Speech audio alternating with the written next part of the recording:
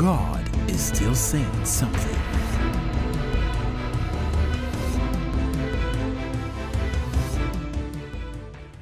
During the Synagogue Church of All Nations live Sunday service on May 3, 2015, Prophet T.B. Joshua revealed a prophetic message regarding a train in India. These were his words. I'm seeing a train.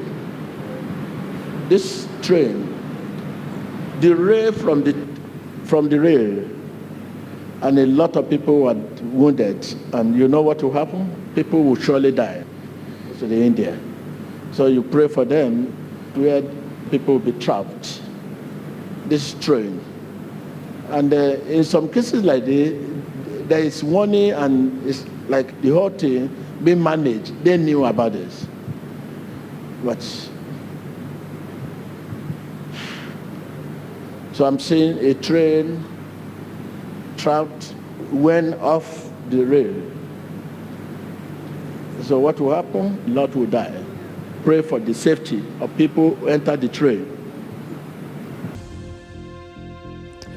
Two passenger trains have derailed within minutes of each other after flash floods in India. At least 27 people have been confirmed dead.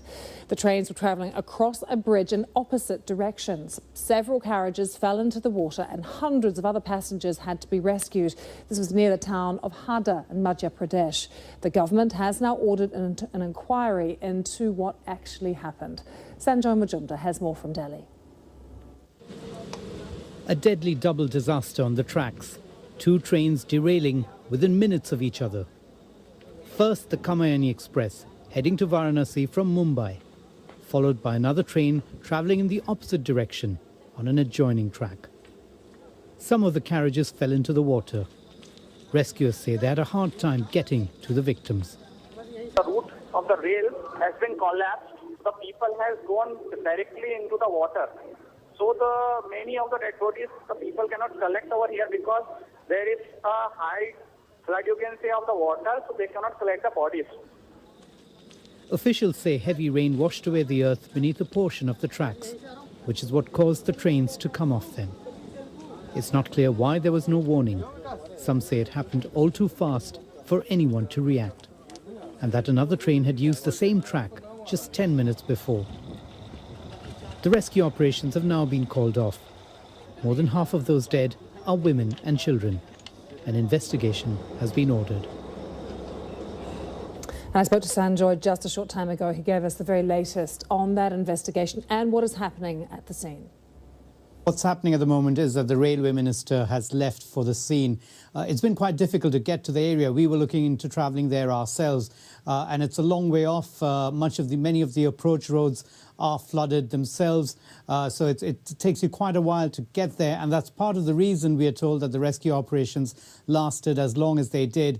In fact, it took a while for the initial rescue teams to get there. We were told late by eyewitnesses that the people on the scene as soon as the crash took place were local villagers, and it was only several hours after the crash that the first rescue teams actually got there with the kind of equipment they needed to cut through some of those damaged carriages that you saw there to try and get to those who had survived the accident but were still inside the water. Sanjoy, so many people rely on the rail network in India. For many people, it's the only way to get around. And yet we do see accidents quite often. It seems that the system is just not well maintained. Has there been any anger yet about this latest accident? Calls for things to be improved again? Yes, there have been some, Lucy. As you can imagine, there are always calls for things to be improved, but particularly in a situation such as this one. Now, this is a very large network. It's an extensive network.